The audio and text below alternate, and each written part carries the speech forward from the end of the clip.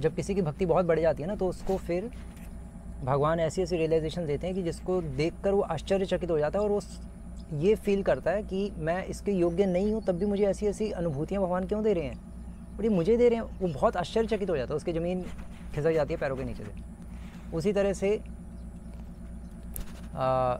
मन भी अपना स्वरूप दिखाता है, और मन ऐसा ऐसा सोचेगा डिवोटीज़ के बारे में,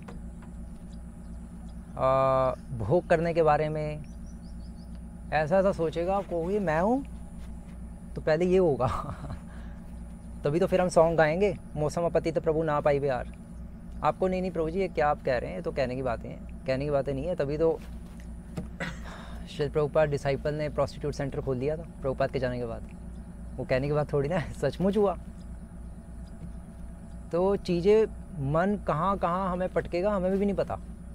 मन के कारण ही तो हम पूरी दुनिया में घूम रहे हैं। 84 लाख योनियाँ जो आ ब्रह्मा भुवना लोका जो भी है, ये सब मन के कारण ही तो है। क्योंकि मन से हम पता नहीं क्या क्या सोच सोच के क्या क्या करते जा रहे हैं, और कहाँ जाएंगे हमारी गंतव्य स्थान भी मन ही निर्धारित करेगा। वो कहते ना, महाप्रभु कहते थे अन्य मन मन मोर मन वृंदावन। तो महाप्रभु का मन तो वृंदावन ही है, लेकिन हमारा मन क्या है वो हमें ही पता है। तो जहाँ हमारा मन है हम वहीं जाएंगे मरने के बाद। इसलिए मन को प्योरीफाई करना बहुत ज़रूरी है। अब कैसे होगा, तो जो मैं टॉपिक डिस्कस कर रहा था कृतार्थ, तो कृतार्थ मतलब ऑब्लाइज फील करना चाहिए। एक सिंपल भाषा में कृतार्थ मतलब कि हमें, कि मेरा जीवन सफल हो गया, मेरी लाइफ सक्सेसफुल हो गई।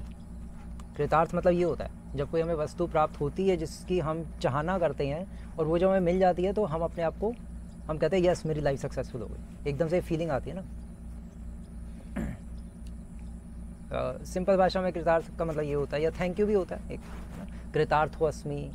अगर किसी को थैंक यू कहना तो हम कृतार्थो अस्मि भी कहते हैं, कि मैं आपका कृतज्ञ हूँ, कृतार्थ हूँ कि आपने मेरी हेल्प की। तो जो वस्तु हमें नहीं चाहिए वो वस्तु हमें मिल जाती है तो हम कृतार्थ नहीं अनुभव करते। लेकिन भक्ति ऐसी वस्तु है जो हमें चाहिए भी और नहीं भी, इसलिए हम कंफ्यूज हैं कि हम कृतार्थ माने अपने आप क्या नहीं माने। मतलब भक्ति हम करना चाहते हैं लेकिन भक्ति करने की हमें इच्छा नहीं है, ये है हमारी स्थिति। हम करना चाहते हैं बट इच्छा नहीं है, क्योंकि इच्छा होती तो पता नहीं क्या क्या कर चुके होते।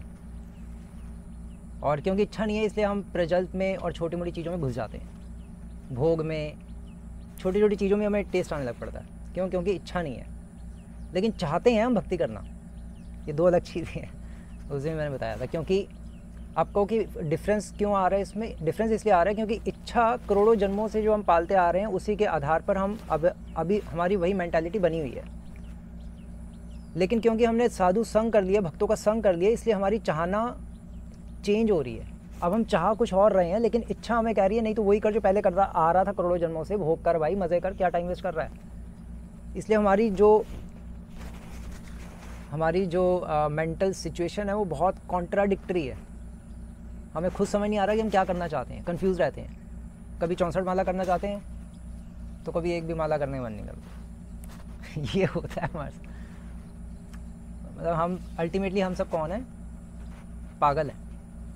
नूनम प्रमत्तः, कलयुग के सभी लोग पागल ही हैं। और क्योंकि पागल हैं, पागल वो होता है जिसका मन अनकंट्रोल्ड होता है। इसलिए कहा था कलो शूद्र संभव है, इसलिए हम सब शूद्र ही हैं। शूद्र मतलब इसका माइंड अपने कंट्रोल में नहीं होता, और दूसरी भाषा में हम सब पागल हैं।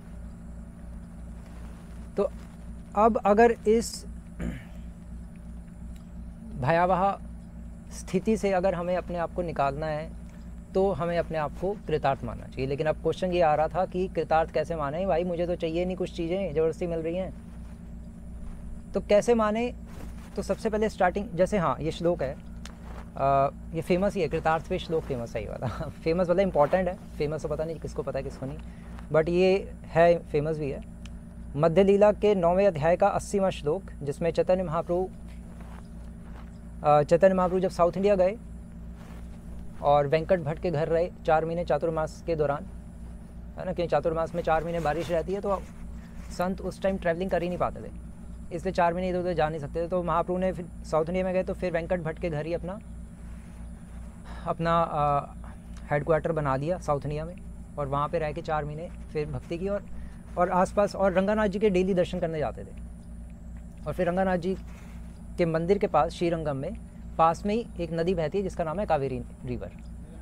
तो वो जो रिवर है वहाँ पर महाप्रभु स्नान करने जाते थे, और स्नान करके उन्होंने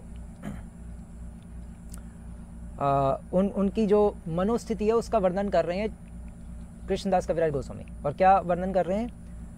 कावेरी ते स्नान करी देखी रंगानाथ, स्तुति प्रणति करी मानीला कृतार्थ। कि कावेरी नदी में स्नान करके, कावेरी ते स्नान करी देखी रंगानाथ, और रंगानाथ जी के दर्शन किए। और क्या किया? दर्शन करके और कावेरी नदी में स्नान करके स्तुति प्रणति करी, स्तुति की, ग्लोरीफाई किया शास्त्रों के अच्छे अच्छे श्लोकों से, या जो भी उनकी मनोभावना में जो श्लोक थे, और स्तुति करके अपने आप को मानीला कृतार्थ, और अपने आप को कृतार्थ माना। तो ये बस इतना ही करना है हमें। भक्ति मतलब यही है, बस भगवान के दर्शन करना ही बहुत है। अल्टीमेटली अगर भक्ति क्या है देखा जाए तो भक्ति मतलब, श्रीमद् भागवतम कहती है, संतोषः परमम सुखम। संतुष्ट रहना प्रत्येक परिस्थिति में, वो भक्ति है।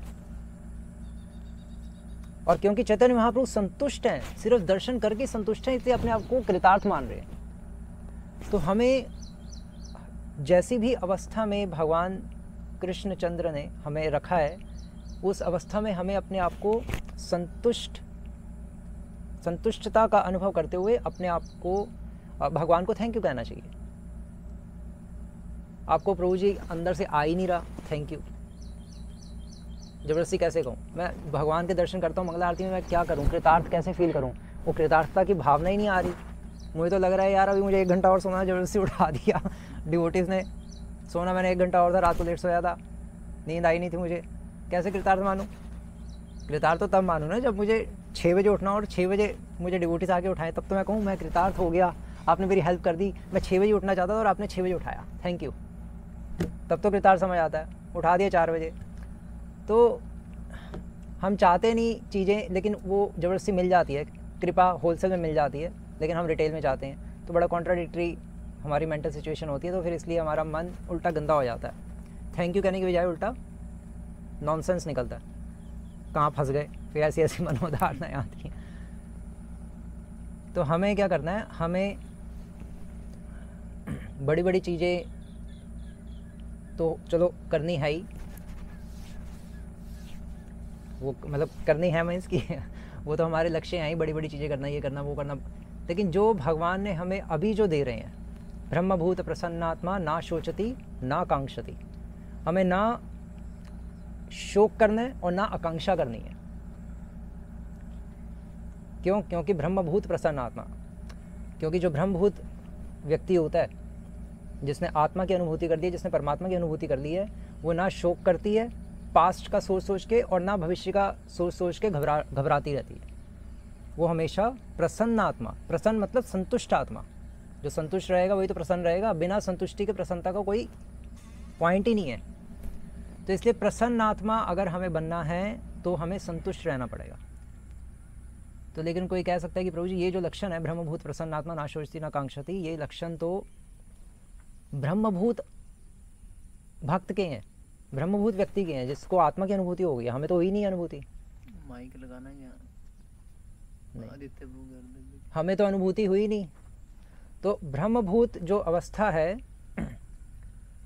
वो हमारी भी तब आएगी। हम चलो प्योर डिवोटी नहीं है, हम ब्रह्मभूत आत्मा नहीं है, हमें अनुभूति नहीं हुई। लेकिन अगर हम चाहते हैं कि हमें अनुभूति हो, हम भी ना शोचती ना कांक्षती करें, तो फिर हमें प्रैक्टिस करनी पड़ेगी। रागानुगा स्तर पे जो भक्त है उनकी नकल करनी पड़ेगी। मतलब वो शोक नहीं कर रहे और वो आकांक्षा नहीं कर रहे फ्यूचर का सोच सोच के, तो वैसे ही हमें प्रैक्टिस करनी पड़ेगी। हम भी फालतू में अपनी प्लानिंग्स ना करते रहें, और करें तो फिर साथ साथ प्रेजेंट में भी जिएं।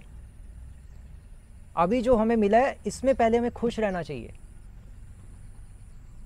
अभी फॉर एग्जांपल हमें क्या मिल रहा है? हमें प्योर डिवोटीज का संग मिल रहा है। महाराज का संग मिल रहा है, केशव प्रभु का संग मिल रहा है। अब वो हम उसी में पहले खुश रहें, ये नहीं कि यार मुझे भी वैसे ही बनना है, क्योंकि मैं बन नहीं पा रहा, इसमें पागल हो रहा हूँ, इसलिए मैं छोड़ूंगा नहीं, मुझे सेवा में लगा के रखा हुआ है, मुझे सारे शास्त्र आज रातों रात पढ़ने हैं, बाइबल हो या कुरान या चैतन्य भागवत हो या ये हो, और मुझे पढ़ने नहीं दिया जा रहा, मुझे सेवा में पेला जा रहा है पता नहीं क्या क्या हमारे मन में विचार आते हैं। बट ठीक है, हमारा लक्ष्य हो सकता है सब कुछ पढ़ना और सब कुछ जानना, गुरु का ही ऑर्डर है। लेकिन जो गुरु ने दिया है पहले उसमें हमें स्वयं को कृतार्थ मानना चाहिए। क्या दिया गुरु ने? गुरु ने हमें या वैष्णव ने हमें बालों से पकड़ के सबसे पहले तो नर्क से निकाला है। कहाँ से निकाला है? नर्क से। पहले तो हमें ये याद होना चाहिए कि हम नर्क से आए हैं, नर्क से निकाल दिया हमें। ये बहुत बड़ी अचीवमेंट है। कई लोगों का सपना होता है फुल टाइम बनना, वो नहीं बन पाते एक डिवोटी है हमारे, उनको 50 साल हो गए हैं, 50 ईयर्स एज हो गई है, उनका सपना था फुल टाइम बनना, बट आज तक वो बन नहीं पाए। और उनकी फर्स्ट क्लास मैंने अटेंड की थी IVF की बहुत साल पहले, और वो आज तक फुल टाइम नहीं बन पाया, उनका सपना ही रह गया फुल टाइम बनना। तो फुल टाइम हम बन गए हैं, वो भी एक बहुत बड़ी अचीवमेंट है। यही सोच सोच के कृतार्थ होना चाहिए सबसे पहले, यही सोच सोच के कंटेंट मतलब संतुष्टि अनुभव होनी चाहिए। यही सोच के पहले तो भगवान को हम थैंक यू कहें, जो दिया है भगवान ने वो प्राप्त होने पे हम थैंक यू कह नहीं रहे, हम और आगे बढ़ना चाहते हैं और प्राप्त करना चाहते हैं। तो और भगवान को भी थैंक यू नहीं कहेंगे, वैष्णव को भी थैंक यू नहीं कहेंगे, तो फिर हमारी जो अभी जो हमें मिल रहा है ये भी भगवान और वैष्णव छीन लेंगे, क्योंकि हमें इसकी इंपॉर्टेंस नहीं फील हो रही ना। इसलिए हमें जो चीज़ें अभी हैं हमारे पास पहले उसको हम आइडेंटिफाई करें, उसको पहचानें कि ये भगवान की कृपा है, ये ऐसे नहीं मिल रही चीज़ें। और जो फुल टाइम नहीं है, जो गृहस्था डिवोटीज हैं, वो भी ये सोचें कि मुझे वैष्णव की कृपा से मैं भक्ति में आ गया हूँ, नहीं तो मैं कहाँ रिश्तेदारों में इधर उधर शराब वराब मीट मुर्गा खा रहा था और चाचा मामा फूफा फाफी इसमें पड़ा हुआ था और टाइम वेस्ट हो रहा था, और पता नहीं क्या फ्रेंड्स के साथ मैं स्मोकिंग कर रहा था या लड़कीबाजी कर रहा था, मैं क्या करके रहा था, टाइम वेस्ट मेरा होने से, मनुष्य जीवन मेरा बर्बाद होने से बचा लिया वैष्णव ने। तो सभी डिवोटीज को ऐसा सोचना चाहिए, और ये सोच के पहले तो हमें ये सोच के संतुष्टि होनी चाहिए। जितना भगवान ने दिया उसको तो उसमें तो हम संतुष्ट रहेंगे, आगे आगे आगे आगे आगे जाने की सोचते रहेंगे तो जो है वो भी निकल जाएगा हाथ से। इसलिए भागवतम कह रही है संतोषः परमम सुखम। इसलिए महाप्रभु क्या कर रहे हैं? महाप्रभु सिर्फ दर्शन कर रहे हैं, और दर्शन करके ही वो अपने आप को कृतार्थ मान रहे हैं। तो उनका केवल दर्शन करना ही भक्ति हो गया। तो भक्ति मतलब ये नहीं कि हमें भी कुछ बनना है, बहुत बड़ा संत बनना है, वो भक्ति नहीं है। भक्ति मतलब हमें भगवान को और गुरु परंपरा को खुश करना है। और वो कैसे खुश कर पाएंगे? वो तभी हम खुश कर पाएंगे अगर हम प्रत्येक परिस्थिति में संतुष्ट रहेंगे। तो भगवान भी हमें देख के, और गुरु परंपरा और गुरु भी देख के, वैष्णव भी देख के हमें खुश रहेंगे कि यार ये प्रत्येक परिस्थिति में खुश है, इसको जैसी भी सेवा मिल रही है उसमें खुश है, इसको जैसे भी कपड़े मिल रहे हैं उसमें खुश है, इसको जैसा भी खाना मिल रहा है उसमें खुश है। ये खुश है मतलब संतुष्ट है। ये संतुष्टि से ही, संतुष्टि लीड्स टू हैप्पीनेस। पहले संतुष्ट होगा आदमी तभी तो खुश होगा। तो पहले तो हमें संतुष्ट रहना सीखना है, माइंड को ट्रेन करना है। वो कैसे ट्रेन करेंगे उसकी प्रैक्टिस करनी है। जैसे हम सुबह उठें सबसे पहले तो हम थैंक यू कहें भगवान को कि भगवान मुझे कल रात को नींद आ गई, उसके लिए थैंक यू। क्योंकि करोड़ों लोगों को नींद ही नहीं आती, नींद की गोलियां खा के सोते हैं, नींद ही आ गई। तो हर क्षण ही हम संतुष्ट रह सकते हैं अगर हम रहना चाहें तो।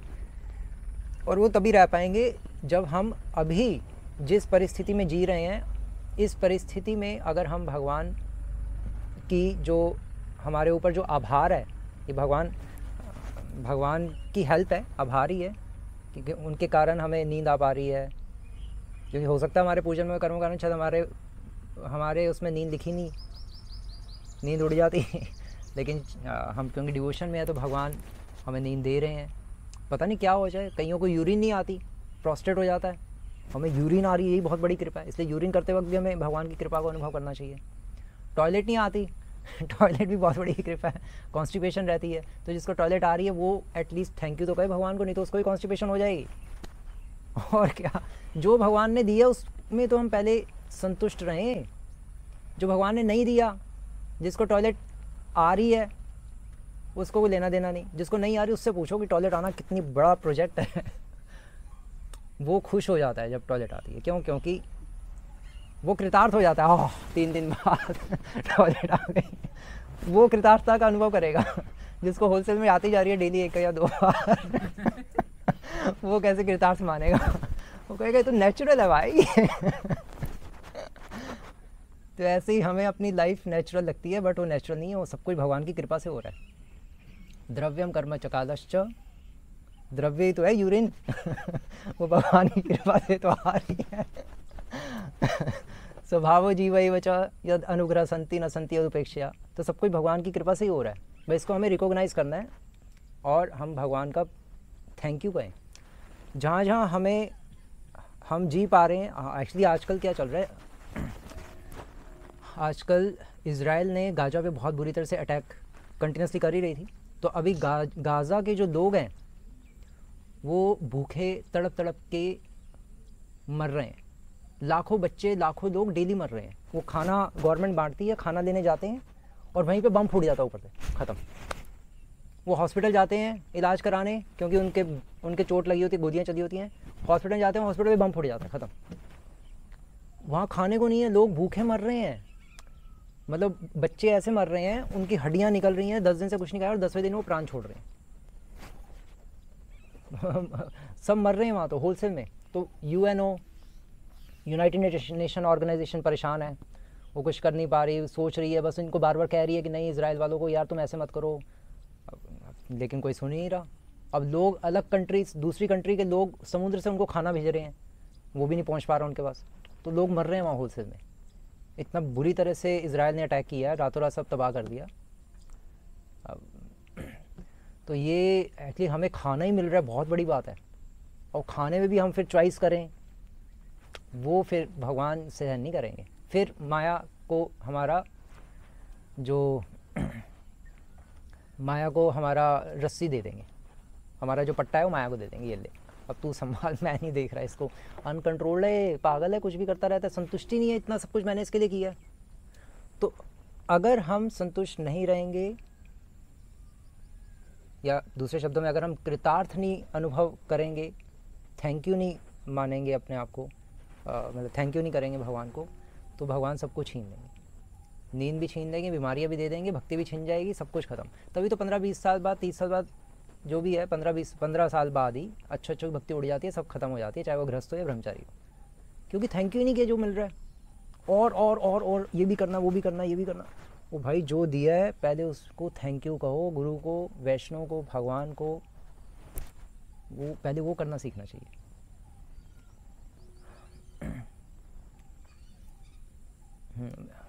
चलो, तो इसलिए चैतन्य महाप्रभु कृतार्थ अनुभव कर रहे हैं। तो अब हम तो महाप्रभु हैं नहीं, हम दर्शन करके कृतार्थ कैसे अनुभव करें? तो उसकी स्टार्टिंग होगी छोटी छोटी चीज़ों से। प्रसाद मिल रहा है, प्रसाद पाते वक्त हम यही सोचें कि भगवान आपकी कृपा से मुझे खाने को ही मिल रहा है, बहुत बड़ी बात है। गाजा में लोग मर रहे हैं भूखे तड़प तड़प के, उनको खिचड़ी क्या, उनको चिड़वा क्या, उनको तो केले का छिलका तक नहीं नसीब हो रहा, जो विदुर जी को हुआ था वो भी नहीं मिल रहा। वो तड़प तड़प के, पानी नहीं है पीने को, नाले का पानी है। तो 10-10 दिन भूखे प्यासे, कोई 7वें दिन दम तोड़ रहा, कोई 6ठे दिन, कोई 5वें दिन। तो हम तो बहुत हम तो हेवन में बैठे हैं, या दूसरे शब्दों में वैकुंठ में बैठे हैं। कहते हैं ना मंदिर जो होता है वैकुंठ होता है, तो हम तो वाकई में वैकुंठ में हैं, क्योंकि हमें सब कुछ भगवान की कृपा से मिल रहा है। इस्कॉन टेम्पल्स हम मतलब कहते हैं, मतलब जो मंदिर हैं जो, वो सब वैकुंठ ही हैं। अब लेकिन वैकुंठ में भी अगर हम कोई कांड करेंगे तो फिर भगवान गुस्सा हो जाएंगे, फिर भगवान हमारे प्रति पॉलिटिक्स करेंगे कि इसको कैसे निकालना साले को। जैसे कर्ण के और भीष्म पितामह के प्रति पॉलिटिक्स करके मरवाया था ना भगवान ने। धोखे से ही मरवाया था अर्जुन के थ्रू, खुद तो युद्ध किया नहीं था। एक्चुअली भगवान बहुत इंटेलिजेंट है, सुप्रीमली इंटेलिजेंट जो है वो भगवान है। वो श्लोक क्या है विष्णु पुराण का, ऐश्वर्य से समग्र से, उसमें परम बुद्धिमान ये नहीं आता ना, लेकिन परम बुद्धिमान भगवान के 64 गुणों में से एक गुण है कि भगवान परम बुद्धिमान है।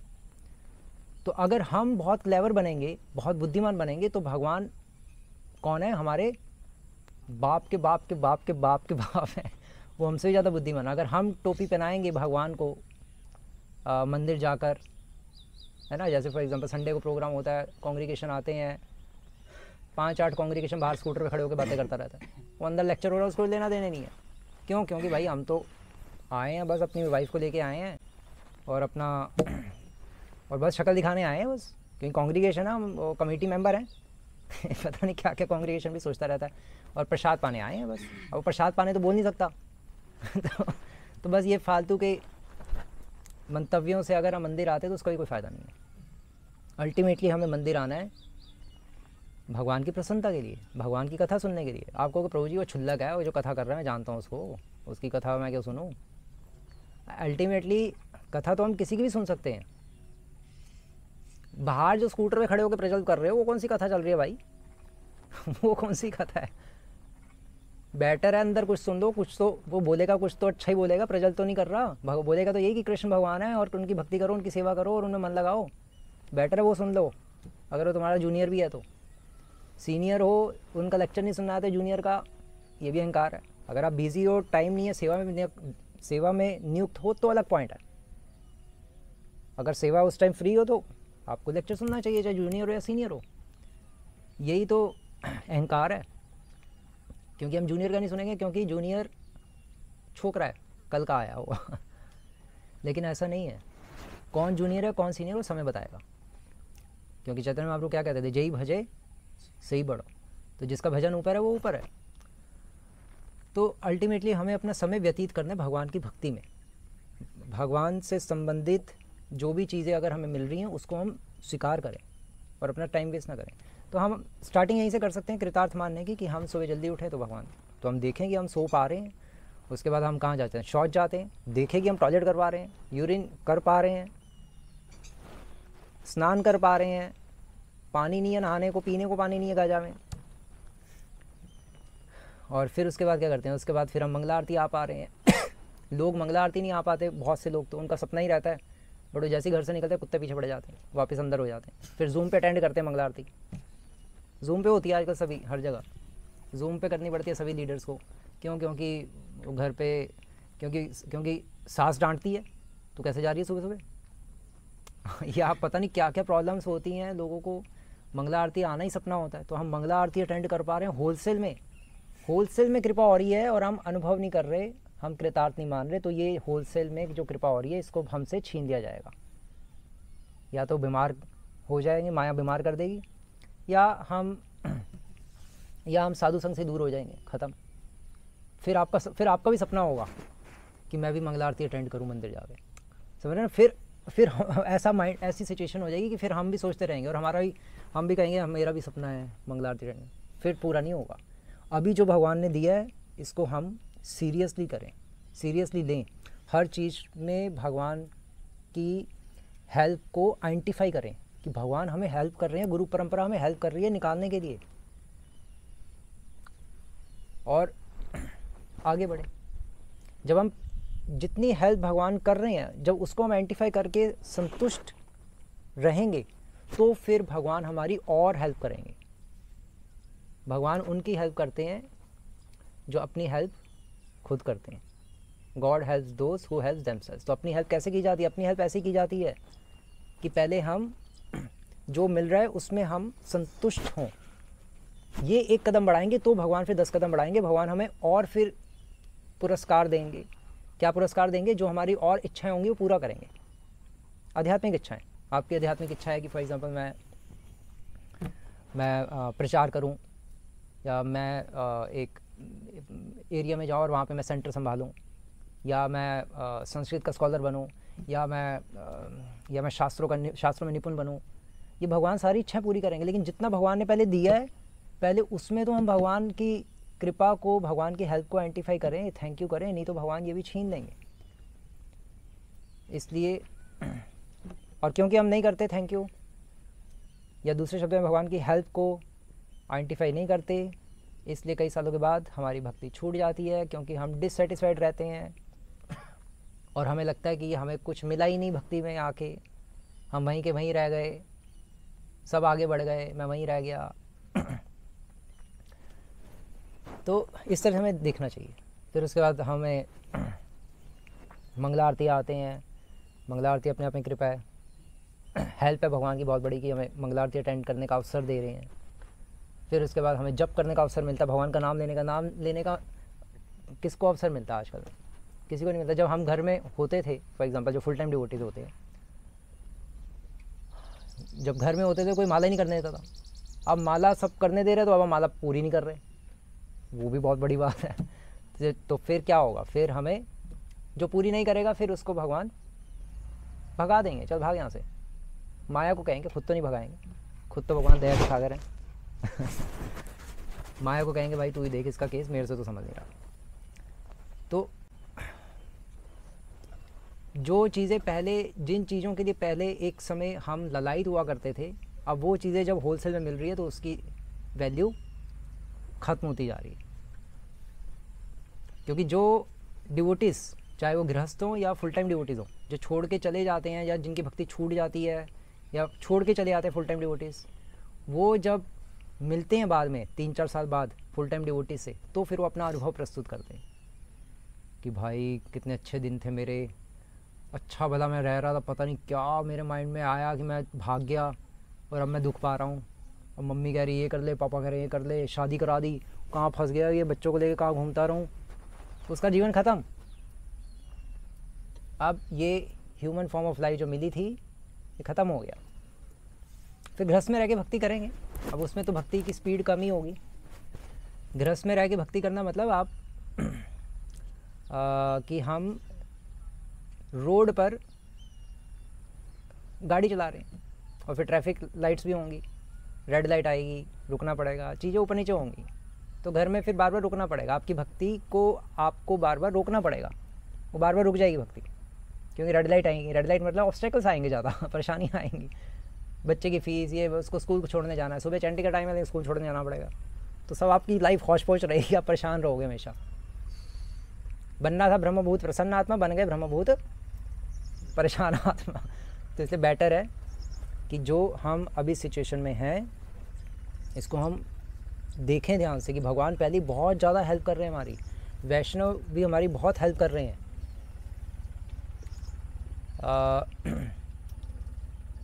मतलब रियली में, क्योंकि हमें रोटी, कपड़ा और मकान, इन 3 चीज़ों के लिए ही आदमी कुत्तों की तरह पूरी लाइफ भागता रहता है। और ख़ासकर जो फुल टाइम ड्यूटीज़ होते हैं उनके लिए तीनों चीज़ें बिल्कुल फ्री हैं, एब्सोल्युटली फ्री। तो ये कृपा नहीं है तो क्या है? आपको नहीं ये भौतिक चीज़ें मुझे चाहिए नहीं चाहिए तो ठीक है, तो फिर मंदिर छोड़ के अगर हम चले जाएंगे सड़क पे, तो फिर हमें पता चलेगा कि भौतिक चीज़ें भी चाहिए थी भाई। ये तो मैं ऐसे ही कह रहा था कि मेरे में वैराग्य है, अब पता चला एक चाय का कप भी नहीं मिलता लाइन में खड़े होने के बाद हरिद्वार में। और इधर उधर अगर हम चले जाएंगे तो कुछ नहीं मिलेगा। इधर उधर लाइनों में लगे रहो संतों की तरह, कोई आ गया सेठ तो खाना बांट देगा, फिर बैठ जाओ। अभी तो बहुत बड़ी कृपा है कि हमें सब कुछ रोटी कपड़ा मकान बहुत आसानी से मिल रहा है, और वो भी भोग लगा हुआ भगवान को, वो भी प्रसाद के रूप में। तो ये बहुत हम ज़्यादा सौभाग्यशाली हैं। लेकिन दुर्दैवम ईदृशम इहा जनी नानुराग, लेकिन हमारा दुर्भाग्य है कि हम इतना सौभाग्य प्राप्त करके भी उसमें सुखी नहीं है। उसमें भी हमारे नखरे हैं सबके, चाहे वो कांग्रीगेशन डिवोटीज हो या फुल टाइम डिवोटीज हो। कांग्रीगेशन डिवोटीज के नखरे होते हैं कि प्रभु जी मैं उसके साथ कुकिंग नहीं करूँगा, हर संडे वो कुकिंग उसके साथ कैसे करूँ, पागल है यार। किसी तरह से मिल के कर लो यार, वो ठीक है, चीज़ें ऊपर नीचे चलती रहती हैं, बट मुश्किल होती हैं चीज़ें। बट ये असुविधाओं को लांग वो सकता है जो भक्ति में आती हैं, जो सुविधाओं को पहले आइडेंटिफाई करेगा। जो हमारे साथ हो रहा है पहले उसके लिए हम कृतार्थता का अनुभव करें। तो इसलिए मैं बस सुबह से शेड्यूल में इसलिए गिनवा रहा हूँ कि हमें डेली ये देखना चाहिए कि मैं क्या क्या कर रहा हूँ सुबह से, और कहाँ कहाँ भगवान की, वैष्णव की और सबकी हेल्प है। तो उस हेल्प को पहले हम आइडेंटिफाई करेंगे तो और हेल्प आएगी, नहीं तो जो हेल्प हो रही है वो भी छीन ली जाएगी। और फिर हम चैंटिंग करते हैं, चैंटिंग के बाद फिर हम श्रृंगार आरती करते हैं। श्रृंगार आरती करना भी एक बहुत अच्छी बात है, क्योंकि श्रृंगार आरती के समय हम क्या गाते हैं, वेणुकन्वंतम अरविंदम दलाताक्षम बरहवतम सम। हम भगवान कृष्ण का गुणगान गा रहे हैं, जो कि हमें नहीं पता कि हम गा रहे हैं वो अलग पॉइंट है, कईयों को पता ही नहीं होता मैं गा के रहा हूँ, उसका मीनिंग ही नहीं पता होता। लेकिन चाहे उसका मीनिंग पता है नहीं पता, सिस्टम शिल प्रभुपाद ने ऐसा बनाया है कि सब भगवान का गुणगान करने के लिए बाध्य हो जाए। मतलब चलो उसको भक्ति नहीं मिलेगी क्योंकि उसको पता नहीं वो क्या गा रहा है, लेकिन वो भक्ति सुकृतियाँ बहुत तगड़ी मिल जाएंगी क्योंकि उसने गुणगान गा दिया बस भक्तों के कहने पे, एटलीस्ट कर तो रहा है ना। तो वो सिस्टम प्रभुपाद ने, भगवान ने ऐसा बना दिया कि वो फंस गया, भक्ति करने के लिए बाउंड हो गया, और फिर धीरे धीरे उसमें इमोशंस डेवलप हो जाएंगे अगर उसको धीरे धीरे चीज़ें क्लिक अगर वो करवाना चाहता होगा तो। अब जो क्लिक करवाना चाहता है चीज़ें, क्लिक मीन्स अगर उसको वो चाहता मुझे हिट हों ये चीज़ें, ये श्रृंगार आरती मुझे लगना चाहिए कि नीड है, तो फिर उसके लिए फिर उसको जो चीज़ें मिल रही हैं पहले उसके लिए थैंक यू करे, तो फिर भगवान उसकी भी फीलिंग दे देंगे। श्रृंगार आरती की इंपॉर्टेंस, मंगला आरती की इंपॉर्टेंस भगवान फिर देना शुरू कर देंगे। जब हम भगवान को थैंक यू करेंगे, भगवान आप मेरे लिए इतना कर रहे हैं, अपने डिवोटीज़ के थ्रू भी और खुद भी साक्षात, तो फिर भगवान और करना शुरू करेंगे। भगवान कहेंगे यार इसको मेरी चीज़ों की इम्पोर्टेंस है, इसको महत्वपूर्णता पता है, इसलिए मैं इसके लिए और करूँगा और करूँगा और करूँगा। अगर हम कहेंगे भगवान आपने मेरे लिए किया ही क्या आज तक, है ना, अगर हम माता पिता को भी यही कोई कहे बच्चा, अरे आपने किया ही क्या यार, वो तो अपने आप पल के बड़े हो गए, हम खेल खेल में वो स्कूल छोड़ना हो तो वो सब कुछ जाना ही होता है, वो क्या हो तो आप नहीं जाते, मैं स्कूटी लेके दे देते, मैं खुद चले जाता, मैंने कहा था छोड़ के आओ, मैं तो कब से कह रहा था आपको बचपन में स्कूटी लेके दे दो तो अगर हम ऐसा बोलेंगे तो माता पिता भी कहेंगे यार तू नॉनसेंस, भाग यहाँ से, हम तेरा नाम काट रहे हैं, तेरी सारी जायदाद खत्म, सारी प्रॉपर्टी खत्म, सब कुछ खत्म, हम दे देंगे कहीं अनाथ आश्रम में, तुझे नहीं देंगे। तो माता पिता, संसारिक माता पिता ही जब नाराज़ हो जाएंगे, तो अगर हम भगवान भी एक व्यक्ति हैं, अगर हम भगवान के साथ ऐसे मजाक करेंगे तो भगवान भी नाराज़ होंगे। भगवान कहेंगे यार इसको इंपॉर्टेंस ही नहीं, मैं करोड़ों जन्मों के बाद इतनी मेहनत कर रहा हूँ इसको बुलाने के लिए, बट ये हाथ खड़े कर रहा है। तो इसलिए बस ये है, हम कृतार्थता का अनुभव करें और स्टार्टिंग करें, अपनी प्रत्येक क्रिया को वॉच करें, दूसरे की क्रियाओं को देखने से पहले अपनी क्रिया देखें, क्योंकि कहते हैं ना कि दूसरों में, हाँ, दूसरों की खिड़की में झांक के मत देखो, पहले अपनी खिड़की में झांक के देखो। अपना तो हृदय गंदा है, कूड़ा है, और दूसरे का हृदय हम देख रहे हैं, प्रभु जी वो ये कर रहा है, ये कर रहा है, वो ठीक है, वो कर रहा है, ज़रूरी है बताना या बोलना ज़रूरी होता है सिस्टम को चलाने के लिए इंस्टीट्यूशनल लेवल पे, बट अल्टीमेटली हमें पता होना चाहिए कि मुझसे बुरा कोई नहीं है, और वो फिर अपने आप को देखना भी चाहिए, मैं कहाँ कहाँ क्या क्या गलतियाँ कर रहा हूँ। अगर नहीं समझ आ रहा हो तो फिर हम सीनियर डिवोटीज़ को कह सकते हैं प्रभु जी मुझे आपकी हेल्प चाहिए, मैं जहाँ जहाँ गलती कर रहा हूँ कृपया मुझे बताइए, क्योंकि मुझे समझ ही नहीं आ रहा है ना, तो फिर हेल्प लेनी पड़ेगी। तो ऐसे हम शुरुआत करें बस, ठीक है। हरे कृष्णा, श्री प्रभुपाद की जय।